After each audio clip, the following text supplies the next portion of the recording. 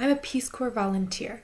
Peace Corps is a government program that sends volunteers all over the world to help other countries. We live abroad for 2 years. I'm serving in Africa, in a country called Ethiopia. Compared to America, it's a small country. It's much bigger than my home state of Michigan, though.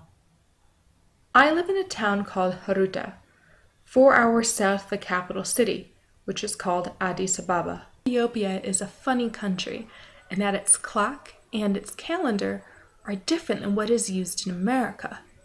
You don't have lunch at 12 o'clock. You have it at 6 o'clock. And while in America it might be January 6th, in Ethiopia the calendar says it's December 28th. And in Ethiopia, the year is 2005, not 2013. Even more strange is that when Ethiopians celebrate Christmas on December 29th in their own calendar, it is January 7th in the Western calendar. However, other countries do celebrate Christmas on January 7th. There are no Christmas trees in Ethiopia, so I made one out of books and yarn, but then found a tree branch that worked better. Other volunteers had their parents send them Christmas tree decorations. For American Christmas, I went to Aksum, land of obelisks, to celebrate with my friend Christine. She's also a Peace Corps volunteer.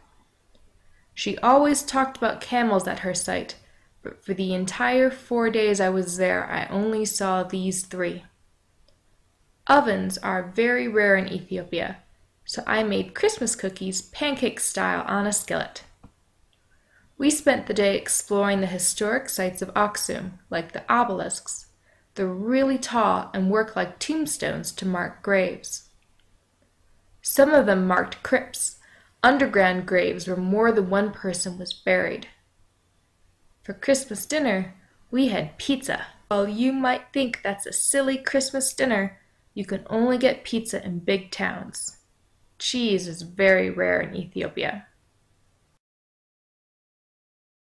For Ethiopians, Christmas is still a religious holiday. There are no trees, wreaths, or lights. There is no snow.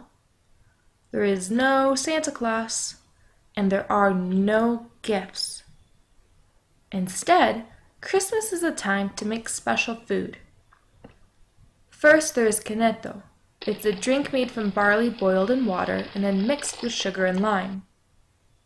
And then there is dorowat, a chicken dish. Doro, or chicken, is the most expensive meat in Ethiopia, and dorowat can take 7 hours to cook. It contains a lot of onions, a spice called berberi that's similar to red pepper, and at least 1 whole chicken. Ethiopians travel to relatives' house to eat.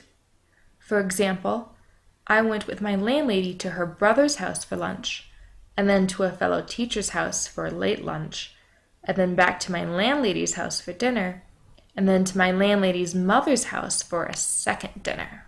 This means I had 4 big meals. It's worse than Thanksgiving. After a bunch of turkey, I can sit on the couch and watch TV or play a game. But here, after eating a bunch of dorowat, I have to go eat more dorowat.